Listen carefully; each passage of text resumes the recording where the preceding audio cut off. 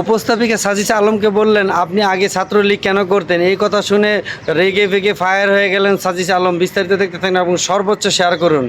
আপনি এখন এটা বলছেন যে আপনার কেন ছাত্রলীগ করতে হয়েছে। আমি যদি আপনাকে প্রশ্ন করি তাহলে আমার একটা প্রশ্ন আছে, আপনাকে না, শুধু আপনাকে না, বাংলাদেশের এই যে মেইন স্ট্রিম মিডিয়া যারা আছে, এত বড় বড় হাউস, এই মিডিয়া হাউসগুলো আমাদেরকে যে বাধ্যতামূলকভাবে গণরুমে রাখা হলো, 4 জনের রুমে আমি 2 বছর 40 জন থেকেছি, এটা যে করা হলো, গেস্ট রুম করানো হলো, ল্যাব ক্লাস বাদ দিয়ে আমাদেরকে বাধ্যতামূলকভাবে আওয়ামী লীগের একজন নেতাকে সালাম দেওয়ার জন্য ঢাকা বিশ্ববিদ্যালয়ের শত শত শিক্ষার্থীকে ঘন্টার পর ঘন্টা দাঁড় করিয়ে রাখা হয়েছে। ভাইরা বলতে পারবে এটা সত্যতা আছে কিনা।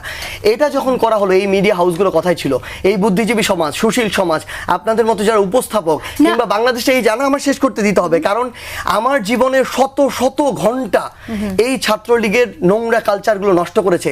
তখন ঢাকা বিশ্ববিদ্যালয়ের একজন শিক্ষকও কথা বলে নাই, কোনো একটা মিডিয়া হাউসের একজন সংবাদকর্মী গণরুমে যায় আপনি কি করেছেন সেটা আমি প্রশ্ন করছি। আপনি যখন মিডিয়ার কথা বলছেন, আমি তো জানি মিডিয়া কি করেছে সেটা আমরা নিজেই দেখেছি। আপনাকে নিয়ে যে অভিযোগগুলো আসে এর মাঝে কিন্তু খুব কমন একটা